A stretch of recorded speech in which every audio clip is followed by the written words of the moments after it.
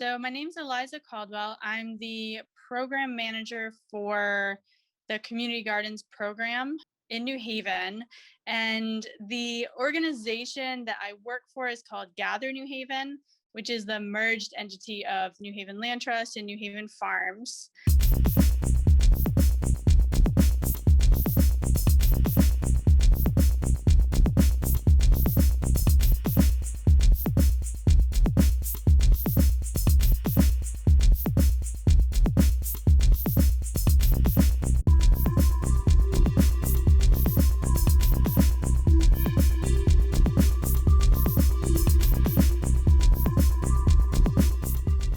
And yeah, I kind of just make sure the gardens have what they need, make sure things are going well, and do the best I can to respond to what people need and support the gardens as much as possible. And the gardeners do all the gardening, food production, and making the spaces beautiful. And we just make sure they have as much as we can give them.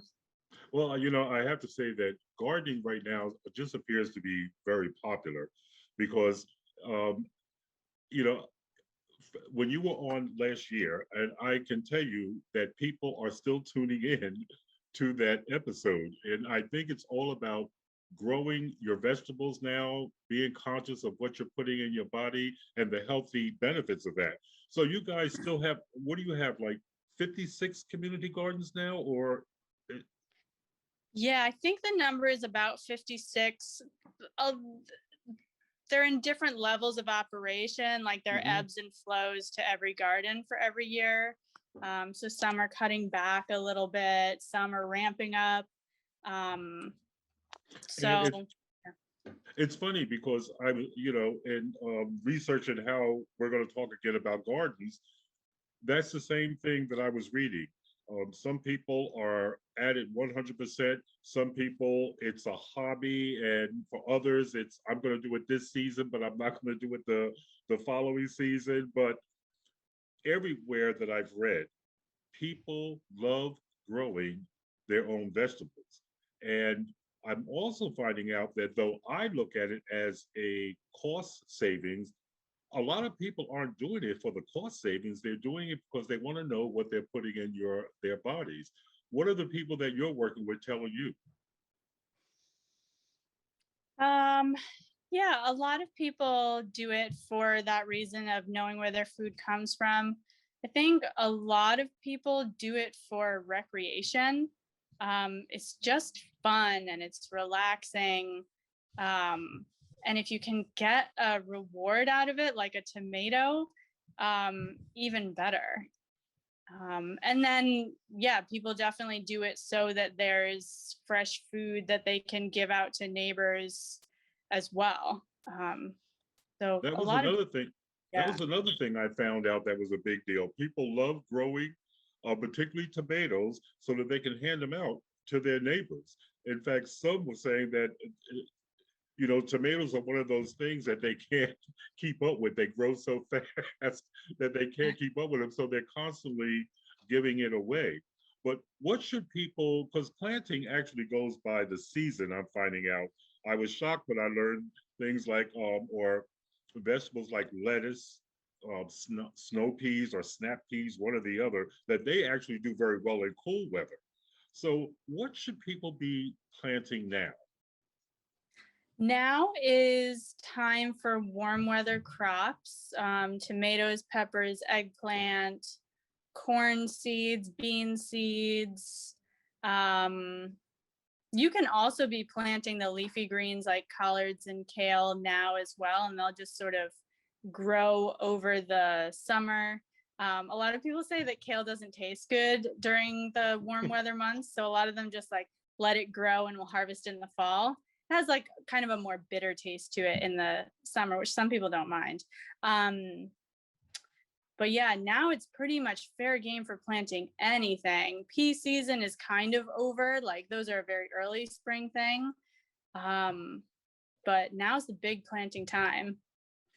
And what should people not be planting at this time of the year?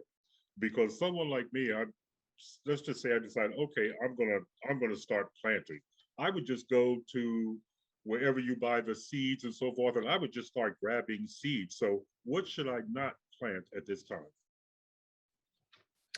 Um, Or is there, can I plant anything I want at this time and just not expect it to come to fruit until a certain time? that is such an interesting question because people do things different ways. I'd say something like lettuce, you'd want to make sure it was a summer type variety. Sometimes lettuce will go to seed if it gets too hot. Spinach, it's probably getting too hot for. Radishes sometimes will get that bitterness in warm weather. Um, I mean, radishes grow in 30 days, so you could plant the seeds again in September or August and have them. So the Um, weather affects the taste of some of the vegetables? I find that it does. Really? So like you mentioned, radishes taste, or I think you said radishes taste more bitter in the warmer weather, or was it kale? So it tastes better if it's grown in the cooler weather? Yeah, if it's maturing in cooler weather, it will taste better. Especially something like kale or collards. If you're growing them late and they get hit by a frost in October, the frost won't kill them. It will make them taste amazing. So Really? that's why people might plant collards and kale a little bit later, like in June, so they can mature over the summer. And once they become mature, they'll get hit by that frost and taste so sweet. Um, but you can plant them now and get them going for then. But that's the peak time to harvest um, is after frost. Now, what about, now I'm not sure with the community gardens, do you guys grow fruit or is it just vegetables? Some gardens have berry bushes, some have trees. It's mostly vegetables. I was reading that in terms of fruit, there are startup costs, of course, with growing your garden and fruit and so forth. And what I read was that in the first 2 or 3 years, don't expect fruit, but 3, 4, 5 years down the line, you will have more fruit than you can deal with. You'll be giving away pears and so forth. And I also understand that there are some fruit that it does not make sense for you to plant and harvest, such as strawberries. Is that because it's so time consuming and so labor intensive with strawberries, it just makes more sense to go to the store and buy them. I don't know how you feel about that, but that's what I was when I was doing some research, that's what they suggested. Strawberries was one of the things that you might want to not, indulge the time, take the time to do. So I don't know. Do you agree with that? We've got one garden over at Crawford Manor that has some amazing strawberries, and the person who runs it says he loves them and they do really well. Um, I don't have a lot of experience with them, um, but they're fun to try. A lot of people like to try them. And that's kind of the other thing. If you're not worried about like being as efficient as possible and getting the maximum harvest, you can play around and see what works for you. Um, and as far as fruit, I'm at my home, I'm playing around and seeing what works for me. I planted a few trees, apple and peach, and I'm like realizing that it's probably going to be a little harder than I expected. Like I've got peach leaf curl. I don't know. Like I'm still interested in the challenge.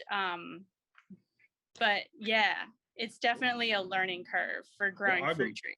I would love to have a peach tree. Peaches are one of those things that I love, but I hate buying them from the supermarket because I can never get them sweet enough. They're never sweet or they're too hard. And I grew up with that old wives' tale. How true it is, I don't know. But you put the peaches in a brown bag and you set them in a dark space overnight, and they ripen. Hmm. That doesn't work with these supermarket peaches. So I don't know what's going on there. But in terms of you know kale and so forth, how does this benefit the body? I know you know a little bit about how these foods help the body. So can you talk to us a little bit about how growing these vegetables have a healthy sideline to I think the act of growing them and being outside and being in the dirt and around bugs and everything is like, I think is just nourishing, um, in a very essential part of us that just likes to be around other nature. Like we're around so many humans and humans are nature and we're around the city and concrete and everything. But just like being amongst other living beings, I find very helpful. it? um, Yeah, I don't know if that's the answer you want. It's a little well, out no, there, but I, I, I think what I'm getting to is that growing your own food is just healthier for you. Now, yeah. as a layman, I don't know the difference between going to the supermarket and picking up the broccoli and taking the broccoli from the dirt, the food that I produce is one is more healthier than the other. I don't know. It seems that the one in the supermarket has the pesticides and so forth, but the one that you grow your own, that you grow yourself, does not. And so I'm wondering, does this really play into people's thoughts when they are growing their vegetables? The fact that they don't have these foreign um, add-ons, so to speak, on top of their vegetables? Yeah, I Or is think that something that people are telling you? Maybe people are telling you, look, I just want to grow the garden just because it's a hobby. I'm not interested in whether the health benefits and so forth and so on. that is an interesting question. I haven't honestly talked much to people about like that element of it. Um Well, maybe that's because they're not concerned. What elements do you discuss with them when you're first putting this garden together? Maybe people are not concerned with their health benefits. Maybe it is a hobby thing or a time thing that people want to do something with their time or their hands. So what are they telling you? I'm so much more on the logistics end of the gardens. Like I love the vegetables and I love gardening, but my job is more of like, what do you need? How do we get it? As far as like Okay. lumber and fencing materials and all those sorts of things. So we tend to like get right down to business when I talk with gardeners.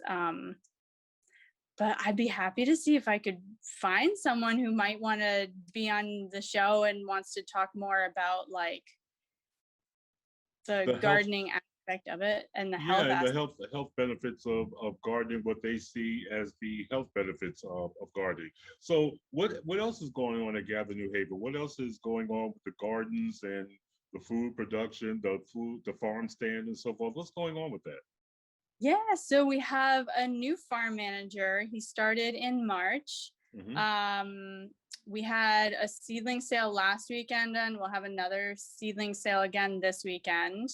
So that's like already started plants that you can stick in the ground and you don't have to worry about growing them from seed, like peppers and tomatoes and eggplant. You couldn't start them from seed now. You have to start with an already started plant. So we started those back in March or April, and they're mature, ready to go in the ground now. Um, and then our farm stand is starting soon after that. I believe it's starting June 12th, going every Saturday through, I think, Halloween. Um, and it's 9 to 3. So, And yeah. I know that the pandemic put that on hold for a year. Am I correct? You haven't had a farm stand, or have We did have a farm stand last year. Yeah. And I don't think it was, I think it ran as usual. I think there were some social distance you? Hmm. aspects put in place. But we did do a farm stand and we did some pop up farm stands in Fairhaven. Oh, that's good. But that's where the farm stand is in Fairhaven, isn't it? Oh, yeah.